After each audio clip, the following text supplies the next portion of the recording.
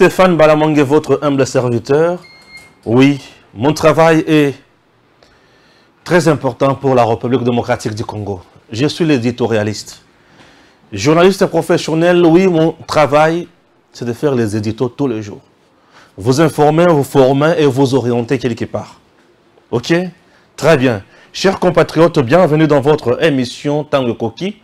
Vous êtes sur la chaîne Tango Koki RDC. Merci beaucoup, nous sommes déjà à 93 000 personnes. Mais, je vous prie une chose. Tokom à 100 000. Il nous reste 7 000 personnes. Partagez les liens. Vous êtes là pour la première fois. Abonnez-vous.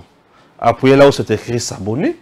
Cherchez la cloche pour recevoir les notifications de nos publications. Ici, chez nous, nous prêchons le patriotisme. Chez nous, c'est le nationalisme. Et nous encourageons la méritocratie. En dehors de ça, nous devons mener une politique de la noblesse. Chers compatriotes, l'actualité au pays, j'ai traité ça le samedi, le dimanche. Mais aujourd'hui, je vous parle du président Félix Tshisekedi. Un mystère qui le protège. Comment il fait pour s'en sortir? Le président Tshisekedi, Azana Loboko ya nani? Yaba Koko, Yaba chef coutumier, Toya Nzambe. Au-delà de tout, il a quoi comme mission? Essayons un peu d'analyser les moments qu'il a traversés. Des choses où il est comme le président Tshisekedi. Total, Aza vraiment nani? Et mission na yeko kozala nini? Et yeko interpeller biso ba Congolais. Chers Congolais, le président Tshisekedi était de l'opposition. Il vient tout droit de l'UDPS. L'UDPS, parti de l'opposition en République démocratique du Congo. L'UDPS qui n'a pas fait la lutte armée, mais la lutte non armée. L'UDPS qui a été roulé à San City, on a refusé que Papa Etienne Tshisekedi devienne président ou vice-président. Je me demande, Papa Etienne Tshisekedi, vice-président de Joseph Kabila. Il n'a que Zalandenge, Nin. Non, Dieu sait nous épargner. Nous avons dit comment il faut que tu aies à l'aise. Pour que tu aies boyebi, que tu aies Papa Etienne Tshisekedi. Mobutu a nommé, Papa Etienne Tshisekedi a reçu papier. Atangi, a lobité oyote, abaré. Bongo Kabila Moutoba, injonction. Papa Etienne Tshisekedi, allait-il accepter ou c'était quoi? Chers compatriotes, vous qui nous insultez matin, midi, soir, c'est votre job. Moi, je fais le mien. Écoutez, je suis là.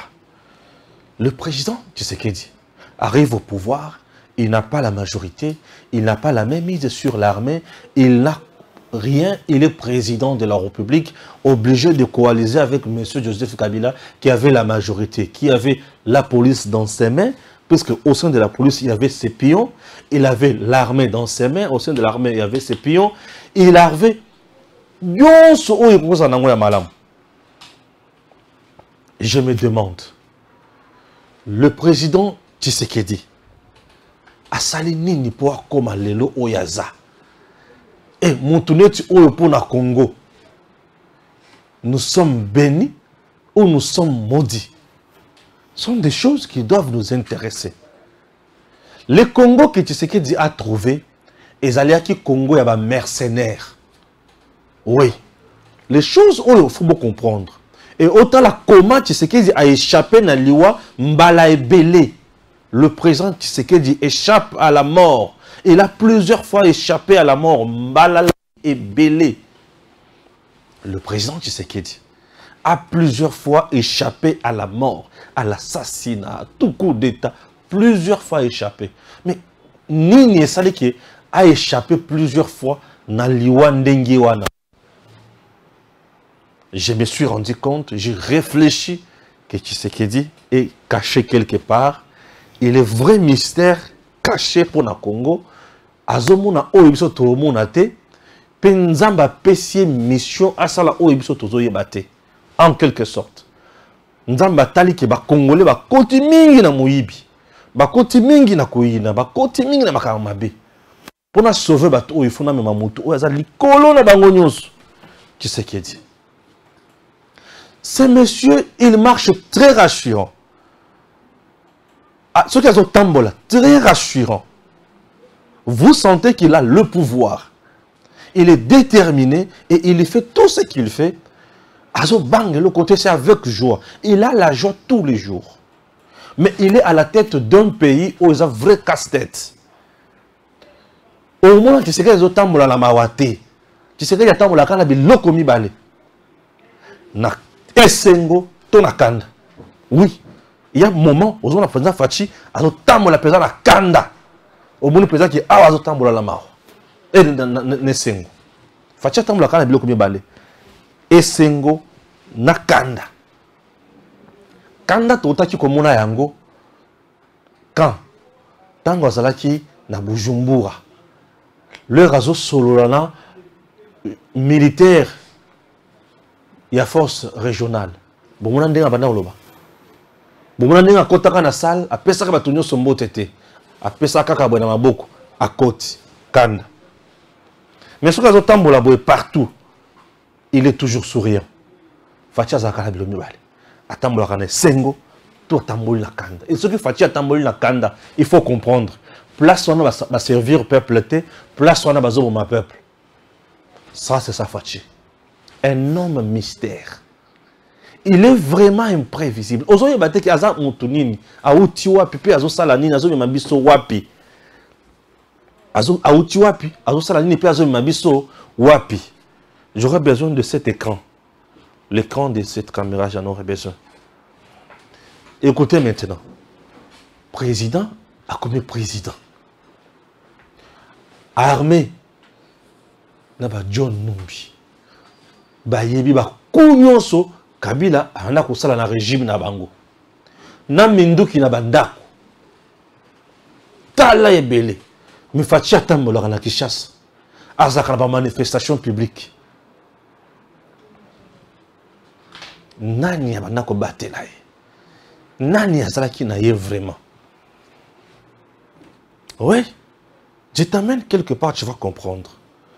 Tu vas quelques jours après la présidence. Et il y a eu des morts et des morts dans la présidence.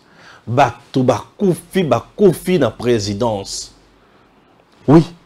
Des morts et des morts dans la présidence. Batou bakoufi dans degré mokozo na IDT. Les gens sont vraiment morts dans la présidence. Navandi kimi na bi batou bazokoufa dans la présidence ou tokosoka na makambo wapi. Les gens sont vraiment morts dans la présidence. Oui. Bato azokoufa. Bato azokoufa. Bato azokoufa. Bato alobi non. Awa. Fachi aza danger. Liwa ekomela ete. Avandika kaboye. Poison yeye na mukanda. Akufite liwa ekomite. Qui protège Fachi.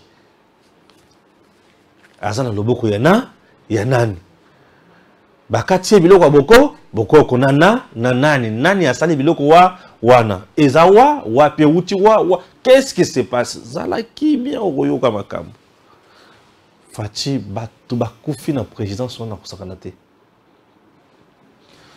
l'être empoisonné yé et comme na maboko Fachi te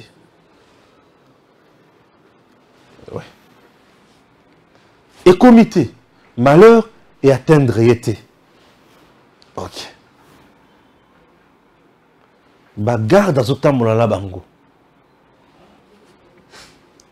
Leur Fachi azokende kosa la remise de reprise dans Joseph Kabila dans le bureau. Service sur la présidence Souana. Non, tous les agents de la présidence Souana, ils ont qui bangote. Mais il était avec eux. Olungo wana. Tovandi. John Numbi, il a réussi à cause de John Numbi, va mettre de côté, va nommer Nina, va jouer de côté. Homme fort, il y a régime, il y a Kabila. Militaire, va bien général 5 étoiles. John Numbi, au moment où je vous parle, Azana M23, Azana Boy, mais à Komina, dans les oubliettes. L'armée. L'armée na makambo ya somo na kati. Le général Mbala peut mener à Fachi. présidence. Na Est kuna ba réseau mafieux me Faci akitaka na Est na Zamba a solola na batu ba militaire bazawana les infiltrés bazawana ba colonel infiltré bazawana les espions bazawana les mercenaires bazawana mutota mon côté à Betalisasi. Faci n'est pas mort. Oui. Avion, il y a président. Tout et Bungi, boîte noire, Makambo et avion. Bah, dérouter avion. Juste au moment où il y a question qui pour Nakufa pour na Est, Nakufa pour vivre qui ça et il y a Awa. Bah, Bungi ça avion. Bah, pessier signal, mon balubi. Ceux qui ont continué, ils sont là, ils sont là, ils sont là, ils sont là, Atali Bangwa c'est qui? Le président Tshisekedi. Atala Bangwa Salenini, à c'est qui? Président Atala Bangwa c'est qui? À l'invité. Faci ne s'est pas fatigué. Hein? Oui. Faci ne s'est pas fatigué. Faci n'a pas reculé. Nazolo Baba Moma. Faci n'a pas reculé. Quelques jours après, on arrête un général, Yav. Nakatia Kobongisa coup d'état. Bakangi na Est, Baina ye aw. Lorsqu'un général est na Est, et le quoi liboso a sali, et ça que à Longoli ba soldats congolais au bazaki na frontière na Bunagana bazongisi bango M23 aya kangi Bunagana et le même général il est soutenu par qui? Par le Rwanda. Ici ba cité na dossier ya ndenge azo sala coup d'état. Faci n'a pas tué ce général. Faci n'a pas torturé ce général. Bah juillet. Bah Chirika Wapina, Nabolok. Bazotuna Faci, il dit bon, il est cité dans un dossier de coup d'état. Bon, je laisse à la justice de faire son travail. Et le reste, on verra. Ce monsieur-là en prison, on ne l'a pas tué. Qui protège Faci? Faci, c'est un mystère. Mon pépé, Azanani. Faci a une mission pour le Congo. Qui protège Faci? Ezaba Koko, Ezaba Koko, Ezanzambe, Ezanani. Le général a commencé par trahir d'abord là-bas. Tous les troupes, baza 21 000. Mais non, baza 21 000, bayi batali 9-7 000. Ah! Moutouana, Tangi Bachika na Boloko Faci n'a pas tué. Un pouvoir qui n'a pas le sang. Le pouvoir de Tshisekedi. Non. Tshisekedi ne parle pas avec le sang des Congolais. Non. Non. Et lui n'est pas tué. Et bah, Kounyo Sozo Salakova Bomaye, Bazo Bomaye. Yoka Yesus. Quelques jours après, c'est le conseiller spécial. Il y a chef de l'État en matière de sécurité qui est mis en accusation dans le coup d'état de la sûreté de l'État. Le même conseiller a travaillé avec Joseph Kabila. Il connaît toutes les entrées de la présidence. Il connaît quand est-ce que Faci a l'air libre. Il a les infos avec Kabila. Il a les infos avec tous les généraux Oyo Yamabe. Mais combien de niveau il y a kangaye? Mimi na aner, à l'obio, il faut à l'oba. Na boloko et puis il n'a pas reçu à tuer. Conseiller principal. Au lungo, on a toujours un conseiller privé. Oyo Faci azo tambola na ebisika nyonso kozo tango azo solola il est là. Faci avandi na oyo awa, avandi na oyo awa. Lui est là. les conseillers privés. Aujourd'hui, je ne vais pas citer le nom de certains. Non, c'est Bissele. Citer Kakana dossier Yamabe. Abomi Fachite. Le malheur est atteindre Fachite. Malheur est une autre Fachite. Qui protège Fachi. C'est un mystère.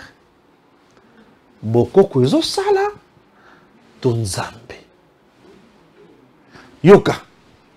Ici à Kinshasa, on arrête le responsable de la ONG et ces ONG-là financent le mouvement terroriste, financent les jeunes et ces ONG sont sous les mamelles de Kagame. Basombi ba terrain na ba terrain. Baketi na côté aéroport. Baketi na côté à Maluku. Ba découvrir Minduki. Minduki. Il y a hôtel Bisika wana, hôtel palais présidentiel. Boubare Moutou. Quelques jours après, c'est Fachi qui organise mariage à Mouana Naye, na palais présidentiel des Awana. Il reçoit les gens là-bas. Il reçoit le chef d'État. Il reçoit ses invités. Bangité. Moutou azandingini. Mindu ki wana bazui yango, babimisi yango na poisa. Et moutou ata mon côté, a mon malheur mon côté koele Fachi. A bangé le côté, a kimi le côté, malheur peut mon côté, et koelié. Natoun qui protège Félix Tshisekedi Tshilombo. Mystère, un homme normal, Bokoko Nzambe, Toezanini. Et ba complot et salemi pour abattre son avion. Fachiko kende Nairobi te Fachake Nairobi. Fachiko kende Bujumbura te Fachake Bujumbura. Fachiko kende Luanda te Fachake Luanda. Fachiko kende na Congo Brazza te Fachake Congo Brazza. Fachakota ti Uganda. Fachakota ti Rwanda. Nations Unies côté ozo kende wana Fachake na Nations Unies a telemi a lobby na bango. Fachi est passé partout. Et bisika tout Fachi a leki. Na Congo, Fachi a telemeli bentere na batunyoso wana. Alobi mututu oza na posa ya bozu ya Congo aya. Ngai na eto solo toyeba di 50-50 gagnant. Gagnant toyeba que le peuple congolais va gagner quoi? Et lui va gagner quoi? Félix. Je dis Félix. Malgré tout ce qu'il a fait ici, bakuna ba complot. France a eu mando qui n'a biso a kangi. Fachalilité. France a eu mbongo apesi Kagame. Zala sima M23 bobo makuna ba massacre na Congo. Fachia kita. Fachia kitite. Fachi a kitite. Ouais. A kitite. Muto azanani. Mutoyo azanani. Aujourd'hui, les gens se posent les questions qu'on se posait sur Jésus. Mais Mutoyo aza au juste nani. Nous avons mis en place un schéma de pillage à Congo. Nous avons mis un schéma de Mon et la Congo qui placé la marionnette à la tête du Congo. Mais ce monsieur, attendant toi, marionnette était. Na vie normale, boyaza marionnette était. Attendant maïaza marionnette était. Mais au juste, ce monsieur est qui? Félix Antoine Tshisekedi Tshilombo. Il est qui? Il a peur de rien. Je dis de rien. Mindele oyo bazo bomba bazo kanga. Fachi n'a pas peur d'eux. Macron aille na Congo. Macron a bandé Kolba Fachi le non non non non non non. On doit se respecter. On doit se respecter. On le bien arrangement l'Africain, mais vous chez vous aussi, ça les makats. Ah! Et là il répond, notre président Oyo Aza puissance dans le monde. Donc une nation puissante. Non, président Aza puissance dans le monde. Je vais dire quoi? Président d'un pays puissant. Oui. Un pays qui siège parmi les 5 membres permanents. Pays où ils ont le droit de veto. Facha bon côté. Bon côté. Non, non, ça, pas ça. On le dit que Wanazaki est officiel. Non, celui-là, c'est un officiel. La France, c'est un boulot. Confusion. Quel genre de président? Il parle bien. Il convainc. Félix. La démarche de Félix, toujours on a Félix et les sous. Un homme très rassurant. Regardez, là c'est Félix. Quand tu le marches, très à l'aise, très rassurant, très déterminé, très relaxé. Il est là. Il a peur de rien. Très à l'aise, très à l'aise.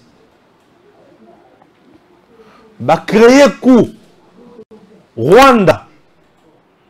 Nasa suba yokani tokopesa yo nazopesa yo espace pa nanga ozo ba mercenaire na yo oya ocha po ba ko katisa na ngambo to bare. OK. Félix atikal kimi na talibango. Un envoyé britannique à Congo, Félix Alibi, je ne le reçois pas. Pourquoi il est tout ça? Il fait tout ça. Et Sassou Kagame va créer par tous les moyens comment trouver pour Baboumaï et Simbité. Quelques jours après, on arrête un mania du coltan Mwanga Chouchou. Mwanga Chouchou, on nous donne la vérité selon laquelle non Mwanga Chouchou Ndenga Zaboye Yende Moutozana coltan Pesaka Kagame. Et Kagame nde mutozozo teki et après côté ka aya bomina Congo. Fachi est imperturbable. Sarkozy aya le non Félix c'est qu'il dit il faut pas libérer Mwanga Chouchou le non. Moi je n'ai pas arrêté Mwanga Chouchou. Mwanga Chouchou a des problèmes avec la justice. C'est-à-dire Aboyi dicta. Tu sais qui protège cet homme. Un mystère. Un homme au bateau comprendre. Il donne l'impression de quelqu'un faible, mais il pose des actes très durs, très précis, et n'a pas comment Sofachi a sali à ma casse sur le plan international et national, il n'a pas échoué. La décision où Fachi a zui est perturbée. Les décisions, il y a un FCC cash. Il y a changer majorité. Kocha Kabila 100 mètres. Ko vanda siko mutu malonga yemoko okende liboso. Bato ba bangaki. Bato ba leli. Mais au juste mutoyo. Atali sasi. Et boma ningungi, ninzinzi, nimpese. Et Fachi a gagné. Sama 1, aujourd'hui Sama 2. Oui. Alors, bien, dans la poste militaire, ma côte en armée. Token de liboso, ba jeune boya, ba jeune basani, ba jeune baye. Dans la poste à gratuité, enseignement de base, mais on n'a pas l'argent, on n'a pas d'école. Commencez.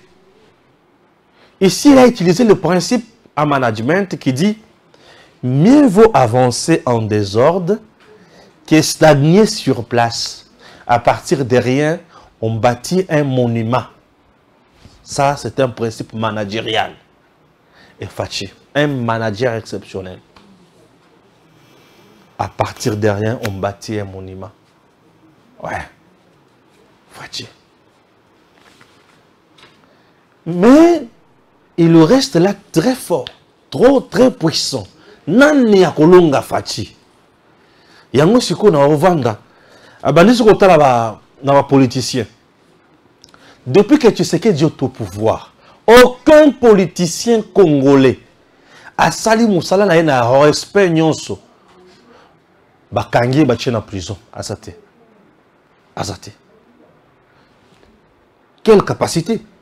Il accepte le critique, même de gens où il y a salé li malamu. Hey, Seigneur Jésus. Fachi et Kabila va vendre dans Sélé. Kabila est venu voir Fachi. Bozomona jour où on peut ça ma précision, ma détail belité. Kabila vend la Fachi. Kabila a dit si Fachi Katumbi doit rentrer au pays. Imaginez père, bota niveau ya mutu. Fachi. Na ya boto. Batama na ngabie. Bota niveau ya mutu. Tala niveau ya mutu. Kabila partenaire, Kabila avec la majorité, Kabila avec tous les gouverneurs, Kabila avec le gouvernement. Donc l'Assemblée nationale, le Sénat, le gouvernement, les gouverneurs, Nyosamboko Yaka, Kabila, patron na bango. Face à Félix. Félix a dit c'est Kabila. Joseph, je veux que... c'est qui? Katumbi rentre au pays. Moutou a solo bana yiwana. Nde moutou ya bengana Katumbi nambo, namboka. Moutou ya sala Katumbi comme Ita italien. Moutou a bimisa la nationalité ya Katumbi. Kabila. Il y a aucun niveau. Félix a dit ce monsieur-là doit rentrer au pays. Kabila a le but, monsieur le président. Ce monsieur-là, ce qui a zonné dans Mboka, on va regretter. A le but, non, qu'il rentre au pays. Ok. Kabila a sokoli maboko, le président. Yo moko komona makambo ko ya ngai na sokoli maboko. Ouais. Yo moko komona makambo ko ya ngai na sala nini na sokoli maboko. Ngai na sokoli maboko. Tu sais que Dieu accepte que Katumbi azonga face à face na Kabila. Tu sais Katumbi rentre au pays. Vous comprenez? Katumbi rentre au pays. Ah oui. Katumbi denga zonga kana mboka. Il avait juste annoncé que je rentre d'ici 20 mai ou comme ça na Congo, dans mon pays. Katumbi n'a jamais dit merci à Félix Tshisekedi. Que merci na ndengo zongi singa na mboka na vandaki na exil. Premier signe à Mabé. Ingratitude pour politique. Katumbi est au pays. Et l'Union sacrée Katumbi arrive. Quelques jours après Katumbi a bandé moi beaucoup Miki. Non, tu peux ça qui nabiso. Cahier des charges nabiso, bah aussi yangote, tout ça là qui boy, tout ça là qui boy, tout ça là qui boy. Et vous se rendre compte que Katumbi n'a rien dit de spécial. Et à côté ici kaka confusion et confusion en gros. Souka souka, yemoko a se retrouvé dans Batounaï dans ensemble vide. Oui, a se retrouvé dans Batounaï dans ensemble vide. Ensemble vide, pourquoi? Parce que Bazaka a un peuple azaté. Raison pour laquelle j'appelle ce parti-là ensemble vide. Ensemble vide, bah se retrouver quand Newazawa. Yoka c'est quoi une gratitude abandonnée yango. Il commence même Yakoloka pour remplacer Moutouane. A komi ko finga na Moutouane ndenga gérer malamote. Alebi na kokaki ko zwa retraite dans la politique. Mais na ndenge na moni mboka ezo tambola. Moi na zwa retraite politique ezate. On dirait tant wazalaka gouverneur a sala telo kwa malonga.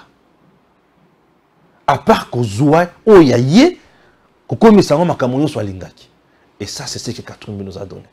Dans le niveau où tu sais que diaza. Donc, bateau a sali na bolam, bazongi babani ko finga les choses. Mais, akangi bangote, bazongi sous exilté. Akangi bangote, azongi se bangope n'exilté. Beaucoup tangela ki ka ebini karobité, c'est un voleur seulement. Parce que abanda ko finga azo finga baye kaka balokare yaka o justifier $50,000 abanda ko zwa ezaki ndenge nini s'il avait toutes les preuves Azaki na makamonyos. Kika pouvait fuir. Kika ya ki a koti na carton ya kuka. Nanzela ya nini? Ya louf aki. Bon, waneza obalobaka. Je n'ai pas de précision. Alors, nous sommes restés comme ça. Là, nous prenons maintenant la championne, Madame Olive Lembe. Abandi kotambola partout à Zopé Safachi, leçon ya constitution. Namituni, mon colonine, a kenda ko la bétude ya cour constitutionnelle. Naibiti. Na mona ni formation, ni brevet mon côté. Il y a formation qui était assise ici, attends, moi centre moko boye, abanda ko tanga kaka cour constitutionnelle, droit constitutionnel. Mais à comme constitutionnaliste. Dans le hôpital, j'en sais, l'hôpital. Où Fatia qui est inauguré, c'est juste dans 4 ans. Où Fatia qui est inauguré l'hôpital pour les militaires, 4 ans. Mais nous sommes restés dans ce pays durant 18 ans. Tout le monde hôpital et aboité pour les militaires, ni moins pour les civils. Mais au moment où je vous parle, Madame Olive Lembe dans l'hôpital naïe. Chose grave, ilunga mane muto kendaka ko inauguré yango. Hôpital naïe. Hôpital naïe. Et pas plus tard que hier. Hier, côté à Malokokuna, na moni Olive Lembe bazo timula. Azo chanzete moko boye bazo bani na kotonga be école place on a pour na handicapé comme ça. Dans le puis azo tonga yango yaye. Ala ki sabiso biloko bisika sala biloko ya Congo. Ce sont des gens où il faut appeler ça Fachi merci. Maintenant, nous avons na sikoyo. Fachi ango na le bilimo makamo ebele mo ebandele. Na tuna kiki nanya protéger kai. Pour ba kunyo so ba créer pour ba bomaye et simbité.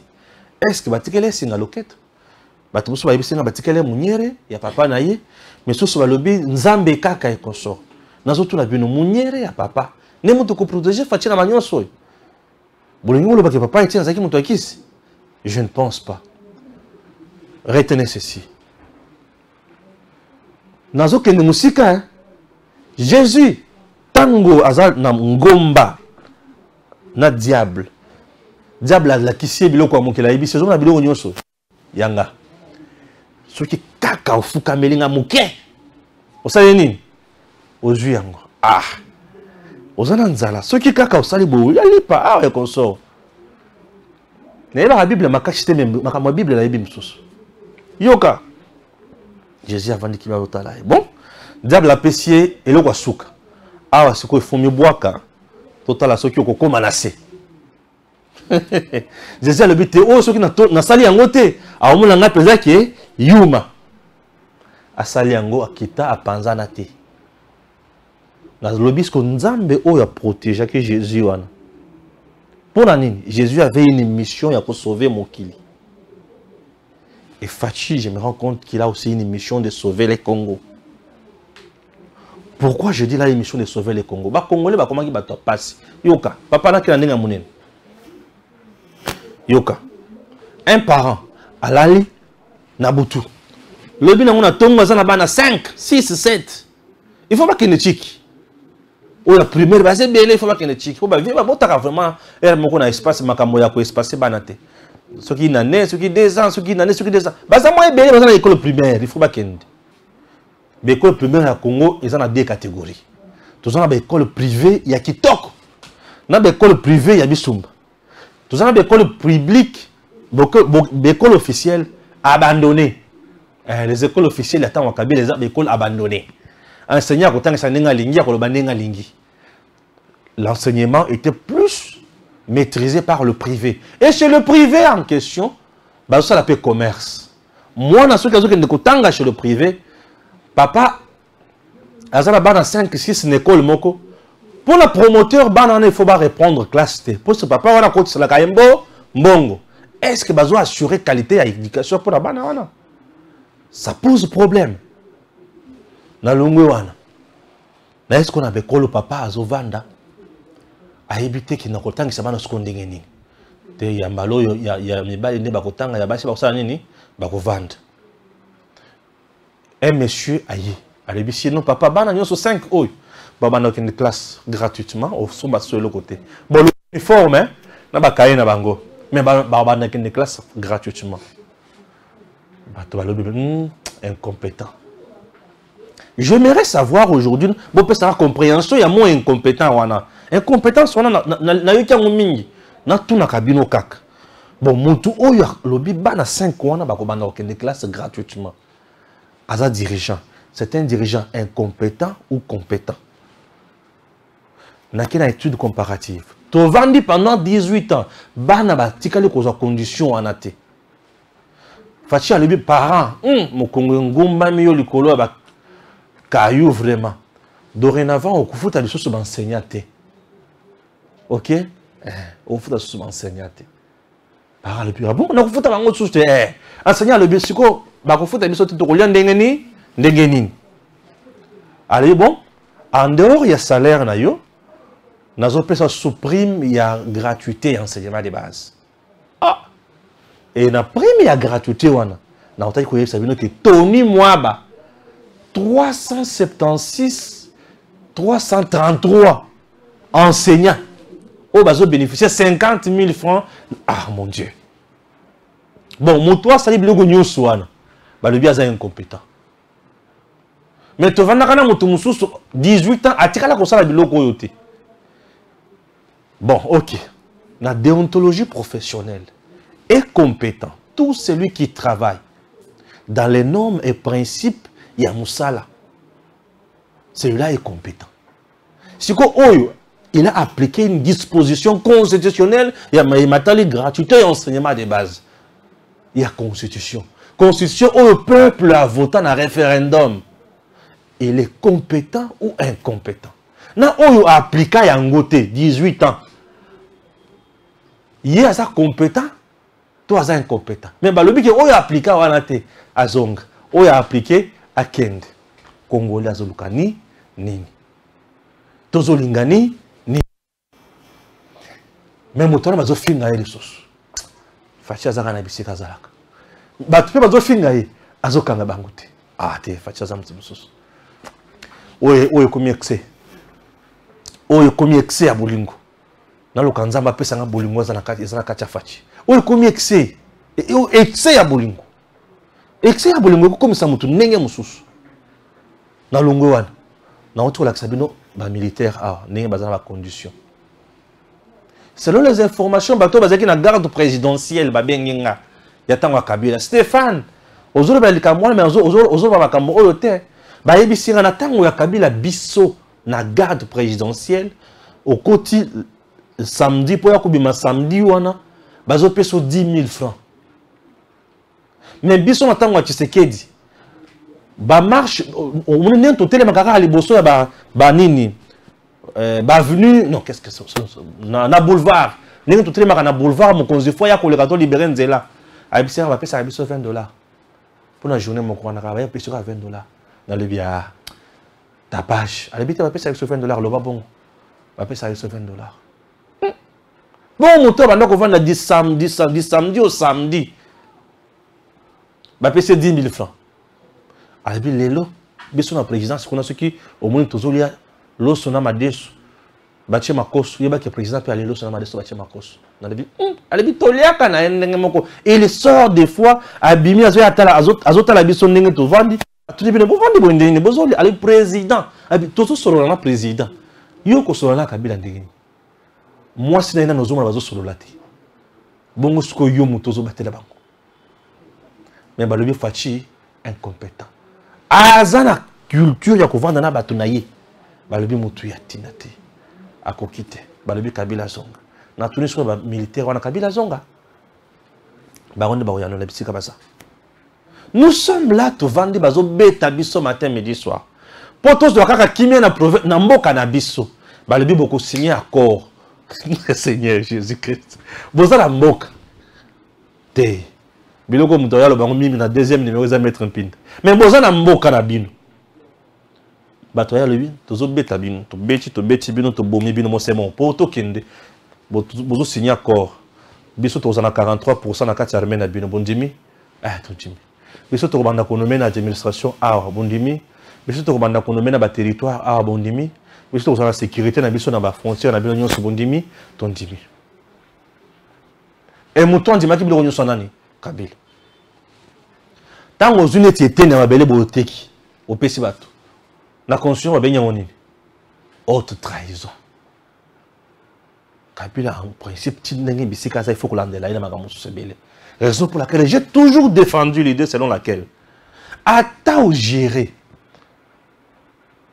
aussi au bimi, bah il va voir la gestion na yo, bah crime mignon ce combien pendant la gestion na yo, bah crime économique, bah crime ya koboma, milieu konyonso, bah bengi siko, papa au géraki, voilà gestion na yo, voilà ma kamoto retenir contre yo. Comment tu te défends? Au bandi ko samba, au sambi, sima, bah moni que ça va, ok, ça ne va pas, ok na boloko. Bah te belé, tu vas dire bon, il y a que diriger. Bah, diriger malin. Aux acquis d'un gouvernement, ministre, bah, si c'est ma caméra, sur remaniement, c'est ça, les mi, il y a quoi, il y a qu'à faire un arbre qui peut être. Mais on ne soit pas qui wan. Mais son remplaçant, quoi, il y a Talikara, non. Il était ici, on n'a pas fait ceci, on n'a pas fait cela. Non, mais ce n'est pas tout. Ce n'est pas tout, il faut qu'on répare ça. La justice transitionnelle, lorsqu'elle manque dans un pays, toujours encourager l'impunité, et bah bourreau, bazotika la impuni, et toujours à la batumoko ya malamute. Nous devons réparer toujours. Bon, moi j'ai fait les sciences politiques, hein. On a un juriste, mais maman a le bien à côté. Pour attendre la classe, c'est bien. On doit réparer. Si Matoye qu'on évolue, c'est très bien. On ne répare pas, et là, comme mon côté, ni pardon, ni quoi, toujours qu'il y a caca. Et bah, toi, le bavant des belés. Union sacrée baillée, oh, après avoir coïb. C'est bien, merci. Chers compatriotes, nous avons une commission oyo, et nous avons Nzamba abattre la Félix, de Makambo.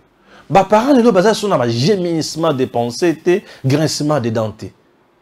Bah, comme kozala, à la mouki a qui va foutanga. Fonctionnaire à qui moussala qui va foutaye. Est-ce que Fachi a commis ici Congo, Allemagne d'Afrique? Oh, à cause de Kibiso. Allemagne, et Allemagne, bon, et puis combien Allemagne on est souffrant? Bon, et puis la guerre ni Allemagne ba bunda. Congo commence par te battre. Bunda pour ça na ba ningate, aux na benimi, aux na ba adversaire. Ça là qui ba ennemi na yo ba adversaire na yo ba tosa yo. Et pour ba to ba tosa biso, nous devons devenir aussi puissance militaire, puissance économique. Administration na biso et vanda. Congolais pour ça la makamoni sont des fois à conscience professionnelle, à conscience patriotique, à makanisi o ekoki comme maye likolo. Ce qui makanisi sont les mêmes likolo te et kozala mboka ya pasi. Dans 5 minutes, je clôture mon émission. Je vais parler du dossier Mwanga Chuchu. Mutu. Na moni maki mukeba yazo ganga na TV. Batuba beninga o elezir à l'objet na coffre fort bakutika ka lettre na mbongo et consort. Bon, je ne suis pas la makamonio swana. Mwanga Chuchu bazo landela pour la biloko mibale. Ba arme nan ni participation à mouvement insurrectionnel. Ba biloko oyo bomoni ya ba coffre fort wana nde biloko oyo zo peser na kati ya dossier Mwanga Chuchu te. Azana kati ya ko justifier. Ba kindaki na ndako na ye. Et na ndako bakuti biloko ebele. Bakuti binduki, bakuti ba coffre fort, bakuti biloko ya ndenge na ndenge. Alors, minduki batuniye, alobi ki ba pesaka ye autorisation ya port d'armes. Merci, totuni. Autorisation ya port d'armes ba pesaka yo. Et pesa yo ningisa yo. Oza na minduki ebele, toza na munduki moko. Ndebi sika bakangi na Mwanga Chuchu na point liboso. Deuxième point. Balobi to fongo la coffre fort. Ah bandi ko sala magui na biloko lokota. Ba ko fongo la coffre fort. Biloko bakuti na coffre fort, moi je n'ai pas vu ça. Mais batu balobi ke bakuti biloko ya ndenge na ndenge misusu balobi ke bakuti ba mikanda et consort. Ça ce n'est pas mon problème. Moi mon problème est que à justifier kaka biloko nyonso bakuti na ye. Et c'est la haute cour militaire où il y a eu biloko kuti kuna. Nalandi Mukeba vous dit bakendaki kotala na lupango ya société na ye bakuti cash d'armes kuna. Est-ce que bato bakendaki wana bazalaki na pouvoir vraiment ya kotala biloko kuna? Na le ça ce n'est pas mon problème. Ça, ce n'est pas mon problème. Mais, il est comme sous. Mibeko kaka mibeko ya mibeko. Ce qui va monter mon toisa suspect, azana biloko ebele population ko kanga moto wana, abemiye ti liboso ya banzuzi. Ezalaka. Abemiyo ti liboso ya la police, population, ezalaka. Ezalaka péché te, ezalaka infraction te. Yo, mon toisa biloko ya suspect. Biloko ya mabe. Tu penses qu'il faut bazela nano bato oyo bakoya, ba agent et consort. Oh bakoya non. Bon ce que mon toana yeko biloko na déplacer yango. Population lokola abanda komona biloko na soki baye bazui ata ba milicien soki baye bazui ata ba force autodéfense baye bazui baso batela mabele na bango. Il n'y a pas un péché là-bas. Est-ce que va se rendre justice non bazui biloko baki ko lakisa bako bakonzi mutu faut décider. Il n'y a pas une infraction, il n'y a pas un péché. Et la personne qui veut défendre position erronée à Monguna aza député provincial.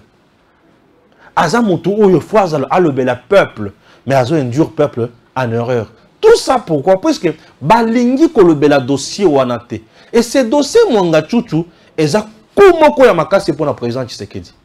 Oya beti Kagame. Mais le kola bana wana baza bana ya bitinga ya moto oyo azali mwana ya Kagame.